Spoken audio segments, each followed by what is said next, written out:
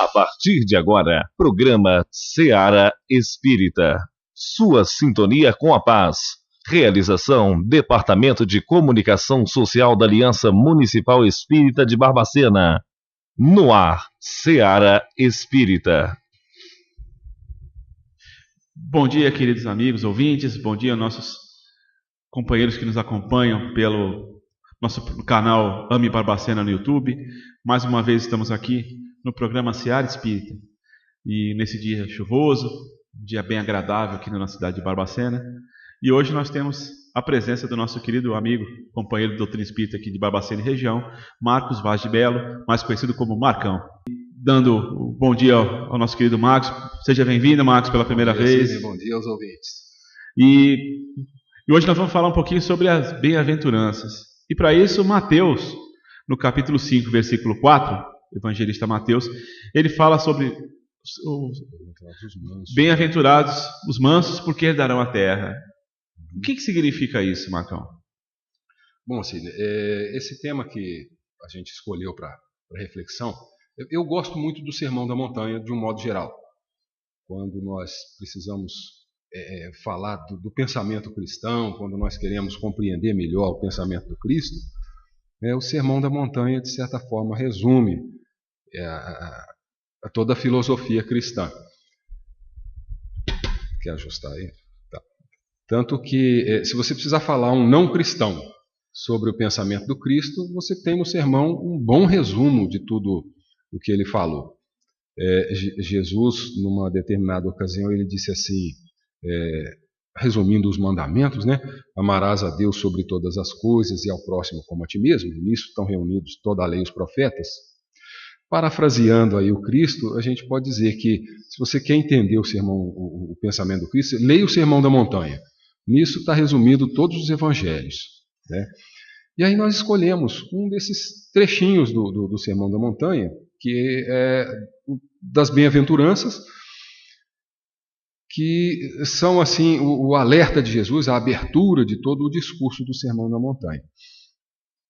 E esse item específico, bem-aventurados os mansos, porque herdarão a terra, porque nós estamos tratando aqui da mansidão, da mansuetude, do comportamento do indivíduo que Jesus espera para a construção de um mundo melhor, né?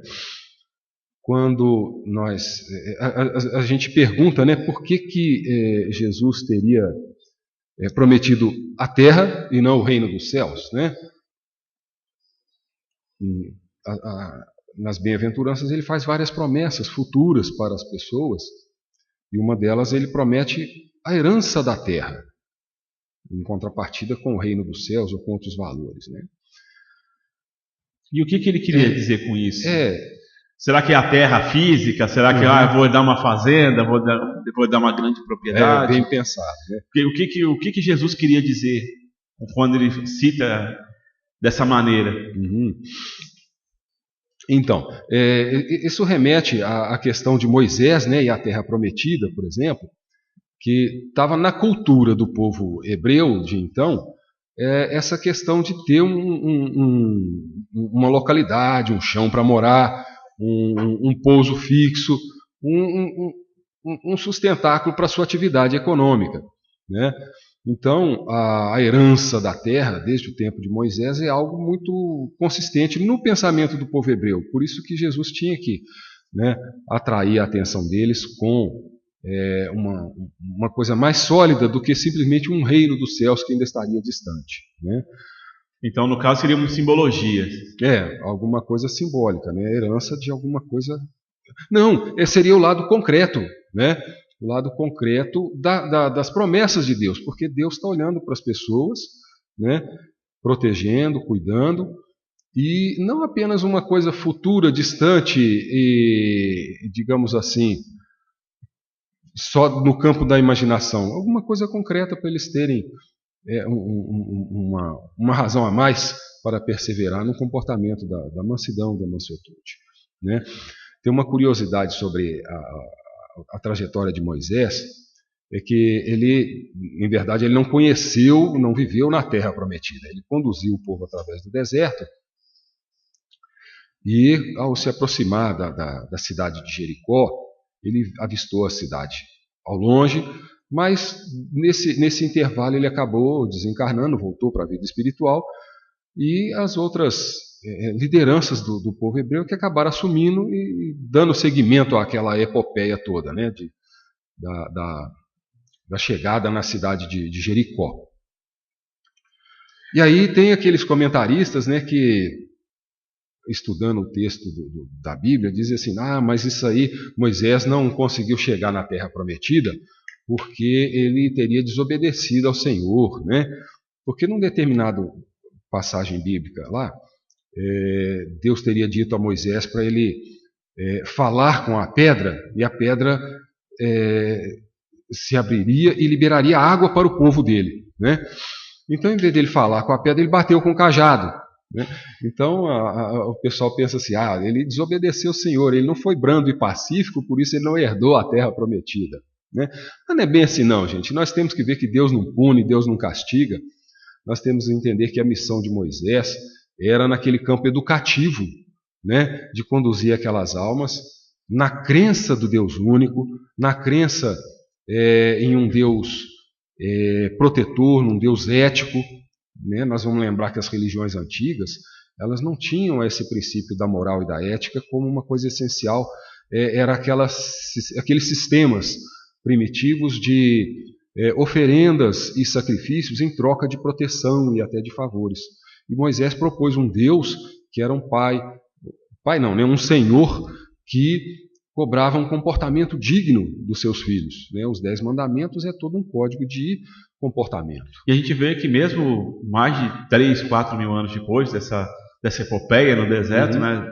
2.000 anos depois, 3.000 anos depois veio Jesus. E mesmo hoje, 2018 anos após Jesus, ainda nós tentamos barganhar com Deus de alguma forma, né? Através de seus benfeitores espirituais. A gente sempre pede favor para santos, pedimos favores ou intercedências para os benfeitores espirituais, cada um dentro da sua própria religião, só que a gente esquece de fazer a nossa parte. Quer dizer, a gente pede para eles resolverem nossos problemas, mas a gente não toma a iniciativa de tentar resolvê-los. E depois, assim, já resolvi aquela questão, eu volto a ter a minha mesma vida, cheia de erros e equívocos da mesma forma, até que apareça uma outra problemática, e aí eu tenho que pedir favor novamente para eles resolverem meus problemas. Ou seja, eu nunca tento resolver como você comentou, quer dizer, a gente nunca segue os exemplos deles. A gente sempre quer que eles resolvam os nossos problemas. E aí entra uma outra questão. Quem seriam, por exemplo, essas pessoas que herdarão essa nova terra? No dizer de Jesus. Sim. Então, Jesus falava com pessoas que se sentiam, de certa forma, oprimidas, pressionadas pelo poder, né, que os romanos exerciam sobre o povo hebreu, né, e até mesmo uma opressão por parte das suas próprias autoridades. Porque os doutores da lei, que numa sociedade teocrática, quer dizer, a religião e a lei são a mesma coisa. Eles criavam tantas regras para cumprirem que dificultava até a vida das pessoas comuns. Então, havia esse sentimento de estarem sempre oprimidos, né, por um Deus que era um Senhor, pelos sacerdotes representantes de Deus que só sabiam cobrar, né, e pelo império, que era aquela cobrança material, de imposição, de respeito, obediência. Então, ele precisava mostrar para aquelas pessoas que não era uma atitude de covardia eles serem brandos e serem pacíficos.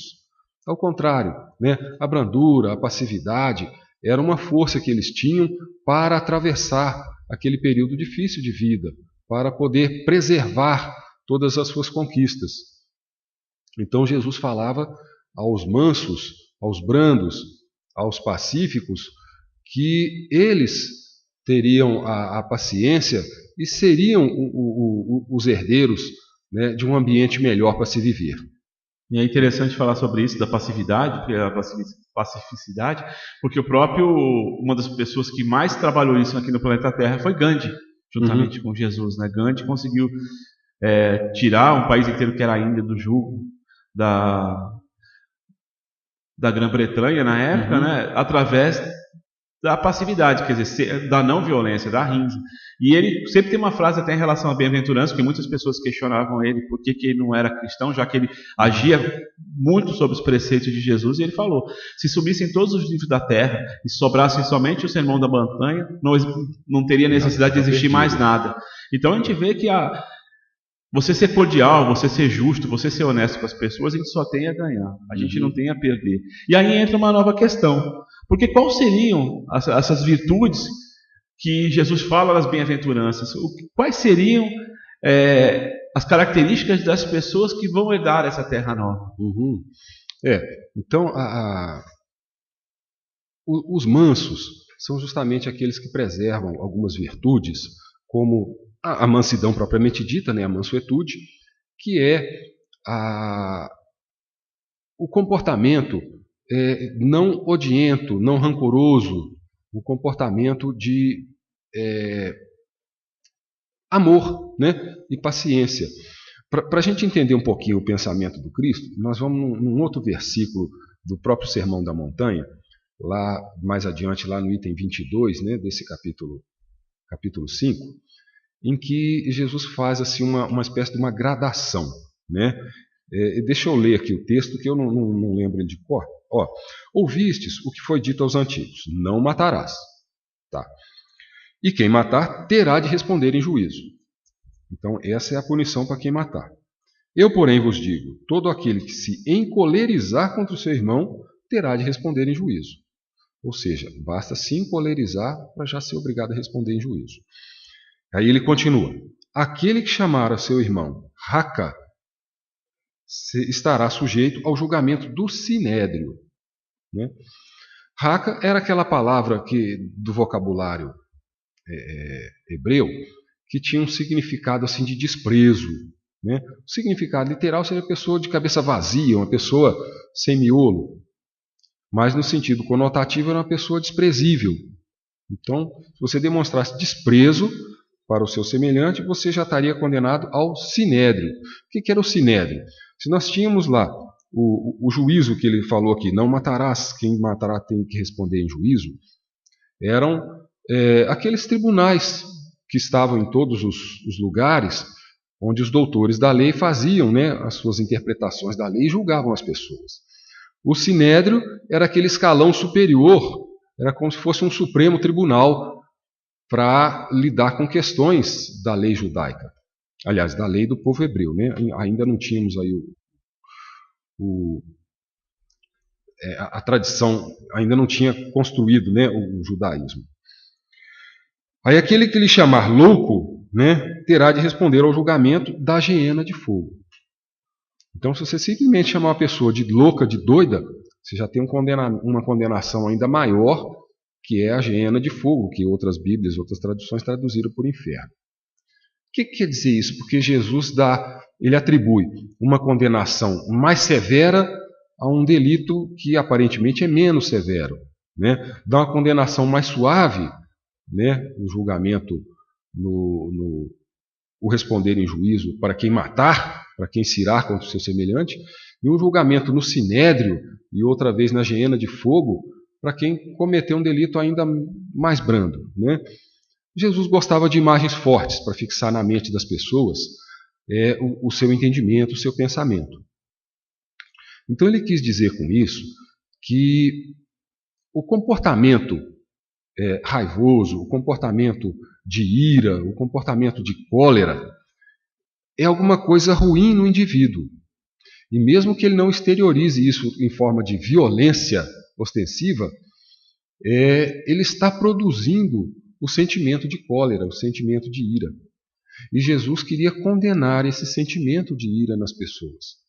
Então ele queria que os brandos, os pacíficos, herdassem a terra, porque seriam aqueles que não produziriam o ódio, aqueles que têm um comportamento que não gera o rancor, que não gera a violência principalmente. Né? A mansuetude é uma virtude daquele que não é violento, porque até então, né, a violência era assim a maneira como se conquistavam as coisas no mundo até então. né? E é interessante também, o Marcos falando que em alguns determinados momentos da justiça ele fala a respeito do Sinédrio. Então ele fala, você vai ser julgado pelo Sinédrio. Ou seja, ele também fala das leis dos homens. Então, da mesma forma que nós também infringimos as leis de Deus, também infringimos as leis dos homens e da sociedade que nos gera. Então, por isso que há necessidade de nós também cumprirmos as nossas leis civis. Quer dizer, da mesma forma que nós podemos ser punidos pelas atitudes morais, a nível espiritual, nós também podemos ser punidos aqui na vida material através da justiça humana. Então, é importante a gente seguir os preceitos das duas, para quê? Para nós termos uma vida justa e digna. É lógico que a gente ainda tem situações que muitas vezes, pelo poder, pelo dinheiro, a justiça da terra acaba não sendo efetiva, por uma série de questões imorais até das pessoas que deveriam fazer com que as leis sejam cumpridas por exemplo, no nosso país ou no nosso mundo. Então, pode até fugir da lei dos homens, mas da justiça divina não tem como fugir. E Deus é tão misericordioso com isso que Ele é extremamente bondoso, no sentido de nos auxiliar e não nos condenar ao inferno ou ao purgatório eternamente. Mas Ele também nos dá a oportunidade de reparar os nossos erros, né? De recomeçarmos a nossa caminhada, auxiliando aqueles irmãos que nós prejudicamos. Ou seja, isso a gente consegue através da própria reencarnação, né? Nós voltamos aqui na Terra, a gente acaba voltando perto daquelas pessoas que nós nos prejudicamos. Nós prejudicamos elas ou elas nos prejudicaram, de uma maneira que a gente possa recomeçar a nossa caminhada da onde nós paramos. E aí entra tudo que você está falando, da mansetude, da paciência. E outras virtudes que vão de carona, né, na mansetude, né? Nós vamos falar, por exemplo, da paciência. O que vem a ser a paciência? É aquele comportamento de quem sabe esperar o momento certo das coisas. Não é a omissão, não é a indiferença, não é a preguiça, né? A paciência é aquela virtude operosa que trabalha em silêncio, trabalha com calma, sem alarde, mas sabendo esperar o momento de colher resultados. Então, quando a gente fala que uma pessoa tem paciência, não está dizendo que ela é uma pessoa inativa, mas ao contrário, é uma pessoa que está tendo o cuidado de não se precipitar, está tendo o cuidado de não se revoltar, né, contra as situações momentâneas e esperando colher frutos, né, esperando colher o resultado dos seus esforços, às vezes discretos, né, no tempo certo. Da mesma forma que o agricultor tem a paciência de esperar as frutas amadurecerem, Deus também tem a paciência de esperar que nós, como espíritos, amadureçamos no nosso comportamento, nos nossos valores e virtudes, de um modo geral, né? E o homem paciente é aquele que trabalha com calma, esperando o momento certo, né? A gente usa a paciência na educação dos filhos, né? Esperando que eles cresçam e passem a ser responsáveis no momento certo. E, Marcão, como é que a gente pode adquirir essas virtudes num mundo tão complicado igual ao nosso, num mundo tão hostil, que nos leva muitas vezes a perder a cabeça e fazer um monte de coisa errada pela situação que a gente vivencia no nosso dia a dia? Como a gente conseguir adquirir essas virtudes que Jesus tanto... Parece difícil, né? Porque nós somos, de certa forma, adestrados pelo mundo a sermos agressivos. Desde a nossa carga instintiva, o instinto de autodefesa, o instinto de proteção, que ainda fala muito forte em nós, mas ao mesmo tempo a agressividade do mundo ela acaba nos criando um comportamento de que nós devemos também ser agressivos, devemos também ser às vezes estúpidos. Então nós vamos ter que aprender essas virtudes também exercitando essas virtudes. A virtude da paciência é uma virtude que a gente se esforça por sair do impulso, da compulsão de se desequilibrar para poder adotar um comportamento mais calmo. Nós vamos falar de resignação, por exemplo. O que é a resignação? É aquela compreensão das coisas que a gente ainda não tem condição de mudar e que nós vamos observando, nós vamos remediando, nós vamos tratando aquilo que não é possível resolver de uma hora para outra, até que a gente consiga ultrapassar a fase das dificuldades, né? Nós muitas vezes somos resignados com as limitações físicas e mentais que nós temos, né? Compreender as nossas limitações, não querer fazer coisas que estão fora do nosso alcance.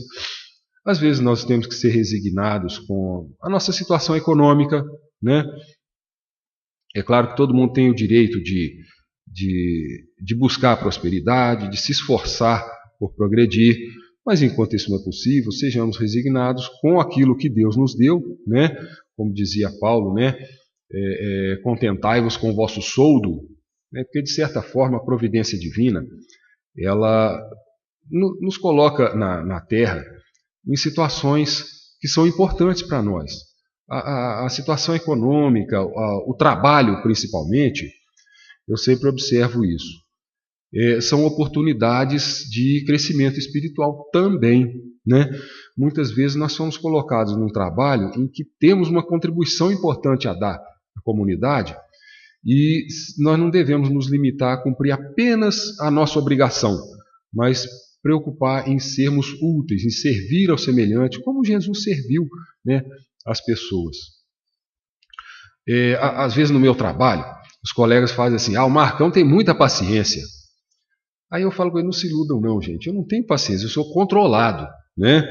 Eu me controlo por questão de conveniência, eu não posso fazer tudo que eu quero, não posso responder aos clientes da maneira que eu gostaria, então vou exercitando a paciência, eu vou exercitando a mansidão no meu falar, né, no responder às pessoas. Paulo tem uma frase interessante, né, que é citada por Emmanuel num dos comentários lá do livro Pão Nosso. Ele fala assim: a vossa palavra seja sempre agradável, temperada com sal, para que saibais responder a cada um. Né, ensinamento de Paulo aos Colossenses. Interessante, Marcão, que muitas vezes a gente nem sabe por que nós estamos passando os tumultos, né? Quantas situações que às vezes a gente vê nessa vida numa bagunça, brigas em casa, dificuldade com filhos, muitas vezes dificuldades no casamento, e a gente tenta melhorar, procura fazemos nossas orações, só que muitas vezes nós precisamos de uma ajuda de um terceiro.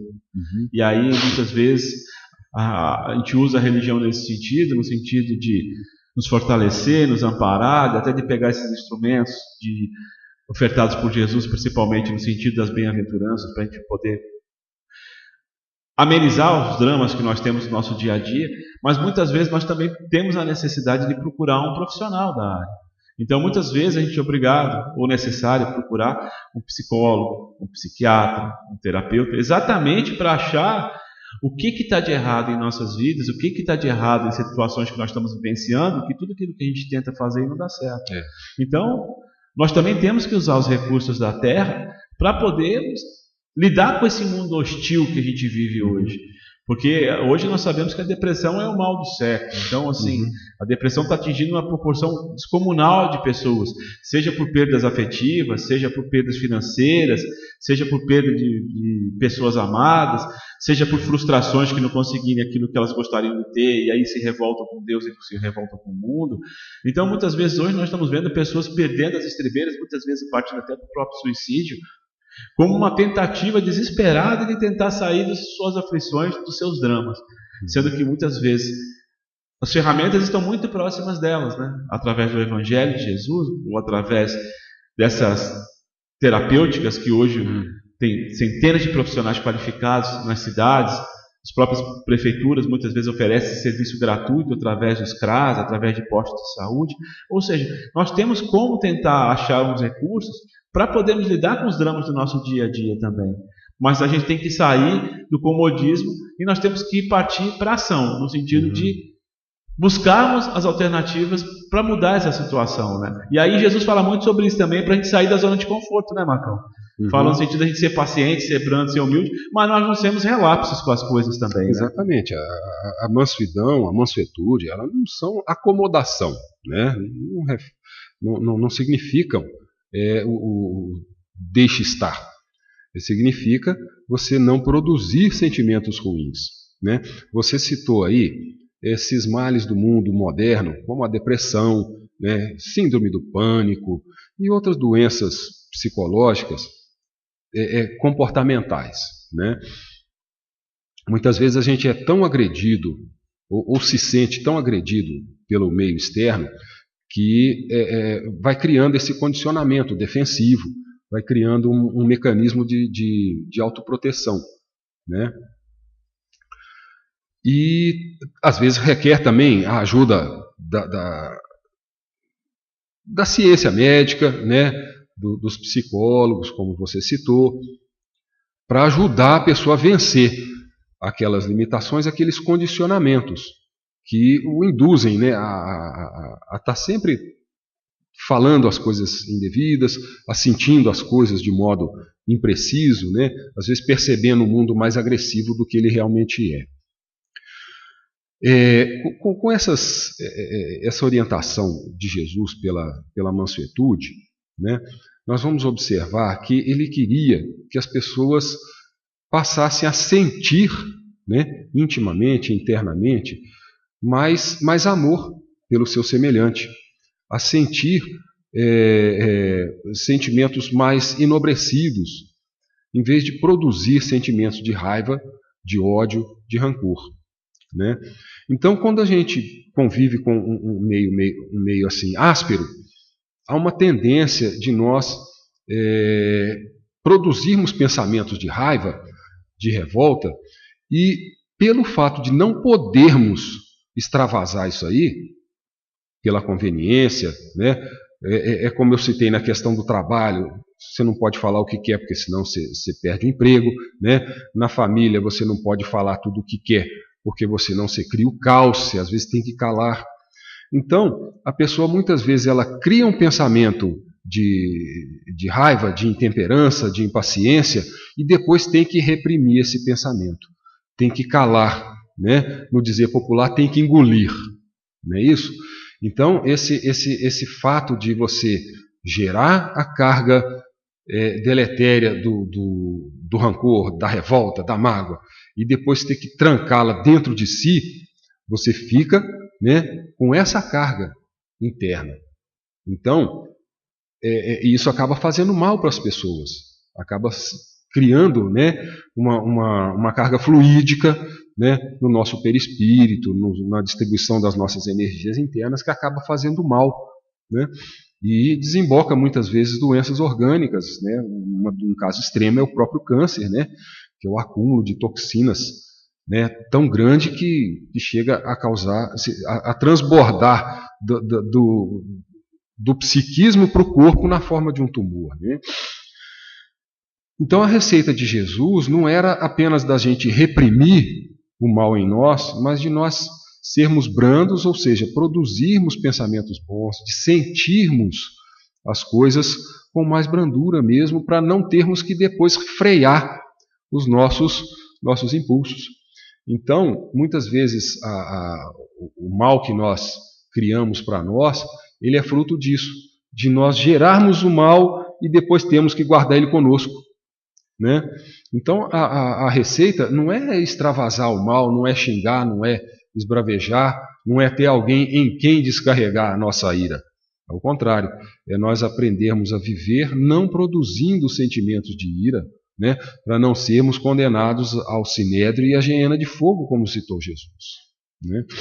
Então, a mansuetude, longe de ser um comportamento conformista, é uma atitude de sermos mais construtivos no modo de ver o mundo, de sermos menos amedrontados, no sentido de enxergarmos o mundo ao nosso redor, de termos que lidar com as coisas sem frear impulsos de cólera, né? quando a gente consegue conter um impulso agressivo, isso de alguma forma tem algum mérito, porque a gente evita que a violência se propague, mas ela não resolve o nosso problema íntimo, né? O que resolve é nós sentirmos mais amor, sentirmos mais brandura, para não produzir esses pensamentos ruins, né? Marcos, tem alguma possibilidade, tem algum exemplo aqui na Terra para poder mostrar que em algum momento algumas pessoas usaram das bem-aventuranças ao invés das armas na história da humanidade? Houve diversos momentos em que o comportamento brando ele foi mais forte que as armas, né? Ao longo de toda a história do mundo, Jesus sempre enviou emissários para ensinar o povo lições de boa convivência, lições de harmonia. Nós vamos lembrar, por exemplo, pouco antes da vinda do Cristo, houve um grupo grande de mensageiros em diversas partes do mundo que produziu mudanças no modo de pensar e até mesmo no pensamento religioso da sua época. Aí nós vamos ver, por exemplo, lá na China, foi a época do Confúcio, do Lao Tse, que eles faziam as suas pregações, a sua filosofia, sempre em torno da paz, né? Confúcio, por exemplo, ele sempre esteve próximo da classe política e ele orientava os políticos, os reis, né? No caso na China, eu não lembro qual era os imperadores, a ter uma preocupação com o povo, com o bem-estar do povo, em vez de simplesmente impor a sua vontade pela força da espada, né? E ele alcançou algum progresso com isso aí. O povo chinês naquela época teve uma expansão, um crescimento. Você citou, por exemplo, o Gandhi, na Índia, né? O Gandhi ele era indiano de nascença, mas como o pai dele tinha um razoável poder econômico, ele teve a oportunidade de estudar na Inglaterra, que era a sede da colônia.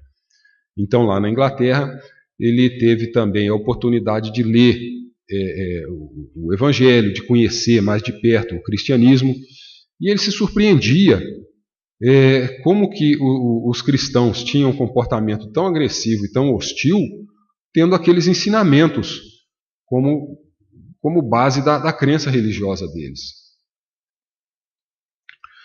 Então, ele, depois que voltou para a Índia, antes de voltar para a Índia, ele esteve na África do Sul também, conviveu muito lá com discriminação, com preconceito, que a África do Sul também era uma outra colônia inglesa. Mas quando ele voltou para a Índia, ele se valeu, então, do conhecimento que ele tinha da crença hindu e adotou um princípio de resistência pacífica lá, o princípio do Satyagraha. Né? Hoje a gente ouve esse nome Satyagraha nas operações da Polícia Civil no combate à corrupção aqui no Brasil, né? Foi o nome dado a uma das operações. Mas é um princípio da crença hindu da não violência, da não agressividade. Então ele propôs ao seu povo organizar uma resistência pacífica contra a dominação do povo inglês, que era extremamente hostil e agressivo. Então, por exemplo, ele orientou as pessoas a produzirem as próprias roupas, a fiar o algodão e produzir roupa com tear, com a roca, né? Tanto que na bandeira da Índia tem lá uma roda que parece uma roda de um tear, que é um símbolo importante da libertação. Para quê? Para que cada um produzisse a sua roupa e não comprasse os produtos industrializados ingleses, não fortalecesse o Império Inglês, né? Ficou muito conhecida também a chamada Marcha do Sal, que a Inglaterra cobrava um imposto da venda do sal. Então ele orientou as pessoas a irem lá no mar e coletar o sal da maneira tradicional que eles tinham lá, com as técnicas tradicionais, pacificamente, sem oferecer resistência.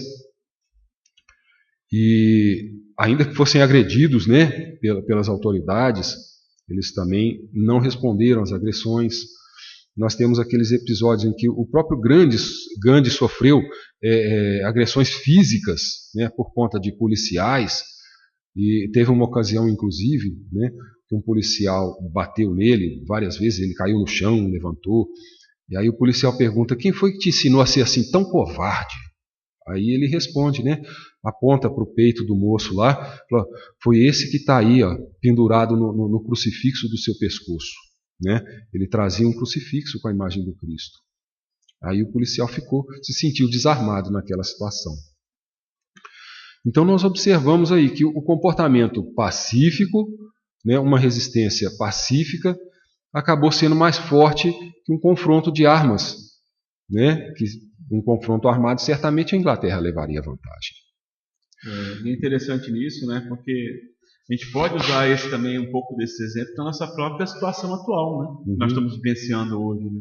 Onde a gente vê que as pessoas estão querendo a vingança, não a justiça, estão querendo resolver as coisas. O nosso sentimento de vingança está meio permeado, aliás, o sentimento de justiça está às vezes meio permeado de vingança, né? A gente quer que aumente a gravidade das penas para determinados crimes, a gente quer que institua pena de morte, a gente quer que as pessoas sofram punições cada vez mais severas, esquecendo que o grande mal do nosso país não é a falta de leis, né? Mas é o contrário, é a falta do exercício da lei, né? Existe a lei, mas ela não é praticada, não é exercida. Né? Tanto que nossas legislaturas é uma das mais complexas do mundo, né?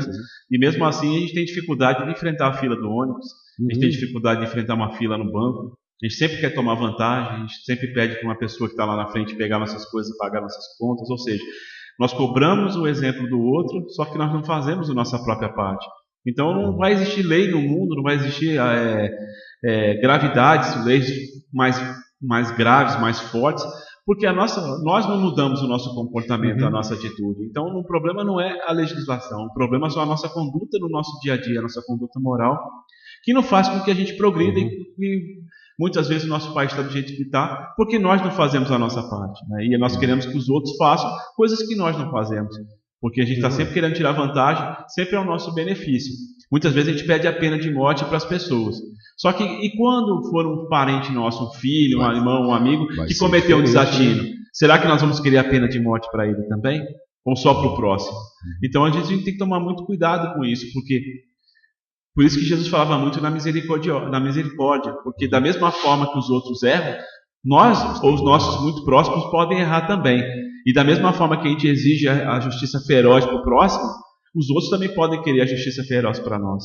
Porque nós vivemos num mundo muito embrutecido, onde a brutalidade ainda é muito forte. Então a gente tem que procurar fazer o melhor que a gente pode, usar a educação, usar o respeito, usar a tolerância, mas principalmente a educação e o respeito ao próximo, para que a gente possa ensinar isso aos nossos filhos, às pessoas que estão mais próximas de nós, para que esse mundo se torne melhor. Porque senão não vai mudar nada. Porque muitas vezes a pessoa roubou e ela recebe a pena de morte. Ou seja, e a pessoa que cumpriu aquela pena, ela se torna um assassino. Então, a gente acaba se tornando... Você acabou me lembrando um negócio muito interessante com relação à justiça dos homens mesmo. Eu assisti num programa de televisão um projeto de recuperação de presidiários. É a APAC, né? Que em Minas Gerais existe muito também esse trabalho. Esse, no caso, ele tinha algumas práticas bastante diferenciadas. Por exemplo, com meditação, né? O pessoal reunia para fazer meditação, fazia terapias de grupo, terapias com um conteúdo psicológico que procurasse levar o indivíduo a refletir na sua própria conduta, no seu próprio comportamento. Tinha algumas atividades lúdicas também que promoviam o convívio fraterno entre as pessoas. Até, por exemplo, o Santo Daime, né? Que é aquela bebida que muitas vezes a pessoa tem uma certa alucinação, né? Que porque o consumo do Santo Daime é feito num ritual religioso, né?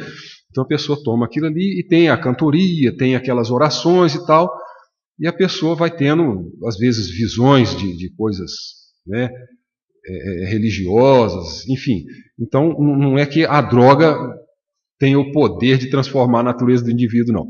Mas é porque o processo religioso de canto, de meditação, de prece, né, permitia ao indivíduo uma experiência diferenciada nesse campo íntimo psicológico, né? Então, houve assim entrevistas com pessoas que estavam assistindo, que tinham conhecimento daquelas atividades no presídio, e muitos deles falavam com revolta. Por quê? Porque eles entendiam que aquele cara estava ali preso, ele tinha que ser castigado, tinha que ser punido. Ele não tinha que ficar fazendo terapia, ele não tinha que ficar participando de santo daime, ele não tinha que ter acompanhamento psicológico, porque ele era um criminoso, né?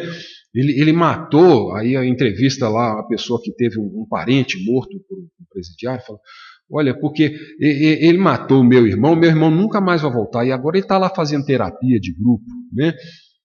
Aí a gente pensa assim, como é que a gente está ainda preocupado em vingar, em punir, né? E aí, em contrapartida, se entrevista alguém ligado lá ao presídio, dando também o seu depoimento. Aí ele esclarece assim: olha, gente, também acho que quem está aqui está sendo punido, né? Mas nós temos que lembrar o seguinte: essas pessoas vão cumprir a pena e um dia vão sair da cadeia. Não é isso? Eles não vão ter prisão perpétua, todos vão sair. E como é que nós queremos que ele saia do presídio? Que ele saia do jeito que entrou, ou que ele saia com alguma transformação íntima que permita a ele ter um comportamento melhor na sociedade lá fora, né? Então, e até para arrumar um emprego também, para poder sair da própria vida do crime, né? Para arrumar emprego, para sair da vida do crime. Então, muitas vezes ele aprende uma profissão lá dentro, ou às vezes até consegue se formar no colégio, adquirir uma profissão aí fora e mudar o rumo da vida dele. Né? Mesmo porque, como dizem alguns oradores espíritas, todos nós somos bandidos. Só que a única diferença é que alguns foram descobertos e outros não. Porque todos nós temos atitudes ilícitas no nosso dia a dia. Muitas vezes a gente fala assim: aquela pessoa pode ser presa. Só que nós não pagamos pensão alimentícia para o nosso filho. Muitas vezes nós não cumprimos o nosso horário de serviço no trabalho. Então nós estamos roubando o tempo da empresa, roubando produtos que poderiam ser produzidos. Muitas vezes a gente prejudica verbalmente uma pessoa, calunia aquela pessoa, fala mal daquela pessoa, e aquela pessoa pode entrar num processo até de perda de empregos, uma questão financeira mais complicada, por nossas mentiras que nós levamos aquela pessoa a causar aquilo. Ou seja, todos nós temos defeitos, todos nós temos problemas, uns mais graves que outros. E muitas pessoas não podem mais conviver na sociedade devido ao seu grau de violência ou seu grau de alucinação mental, que não tem mais como conviver fora dos muros de uma prisão ou fora de um muro de uma instituição que os abrigue, porque eles não têm mais condição moral para conviver na sociedade. Mas mesmo assim, eles têm a oportunidade de se prepararem para uma próxima oportunidade aqui na Terra, no futuro deles. É verdade. O trabalho, então, é tentar mover aquele condicionamento da agressividade, da impulsividade, para um comportamento um pouquinho mais sociável, né, que permita ele voltar para a sociedade menos agressivo, menos perigoso. Não é isso? Ou seja, trabalhar a mansuetude, trabalhar, né, a brandura no espírito dessas pessoas tão endurecidas, para que eles tenham alguma chance de serem pessoas melhores, né? A justiça divina, ela usa o tempo para nos conduzir, para nos amadurecer, né? E é interessante, agora só mudando um pouquinho de assunto, que nós tivemos uma pergunta aqui da dona Aparecida, do Distrito de Correio de Almeida. Ela faz o seguinte, ela faz duas perguntas. Aí eu vou falar a primeira pergunta. Perdi a minha mãe há pouco tempo e sobraram alguns pertences. Aqui ela vai falar santinhos também. Santinhos, né? Santinhos da mãe dela, aquelas santinhos que fazem, né, da pessoa. O que devo fazer com eles? O que ela pode fazer com esses objetos saudosos, né, que faz aquele de aniversário, de missa? Quando ela produziu os santinhos, a intenção era distribuir para os amigos para que lembrassem dela, né, para que orassem por ela também, né? Então, agora, se houve uma sobra física, né, ela não vai ter realmente utilidade, né? Porque o mais importante é a lembrança psicológica, é você, a nossa ouvinte aí, guardar no coração as melhores lembranças, os melhores sentimentos e sempre que puder, tiver oportunidade, fazer uma prece por ela com alegria, né, com um sentimento de carinho, não um sentimento de perda, de vazio, de choro triste, melancólico. Não. Né? O que agora ela vai precisar é que ela tenha o pensamento carinhoso da filha, a lembrança carinhosa. Né? Quanto aos santinhos, ela pode dar o destino que ela achar mais conveniente, não há necessidade de ficar guardando, né? E nem há um método, um ritual específico para ela também destruir isso aí, né? Ou redistribuir para os amigos que já receberam um e podem receber mais um. Né? Somente em datas comemorativas, né? Se datas comemorativas. Se for uma né? pessoa de religiões como o próprio catolicismo, ela pode aproveitar numa missa e distribuir para as pessoas, né? Ou no aniversário de morte, ou de vida daquela pessoa, já que a morte não existe, né? E ela também comenta uma outra coisa, ela se sente muito sozinha devido até à própria perda da mãe. Uhum. E os filhos dela não moram mais aqui na cidade, pelo que eu entendi, então ela acaba falando muito sozinha. Que é até uma característica de quem é muito solitário, acaba falando sozinho, né? E aí o que ela queria saber, o que ela pode fazer para modificar isso? Qual que seriam as alternativas que ela poderia usar? Viver sozinho deve ser meio difícil mesmo. Eu ainda nessa encarnação não tive esse tipo de experiência, seria até difícil falar, né? Hoje em dia tem muitos grupos de terceira idade, né?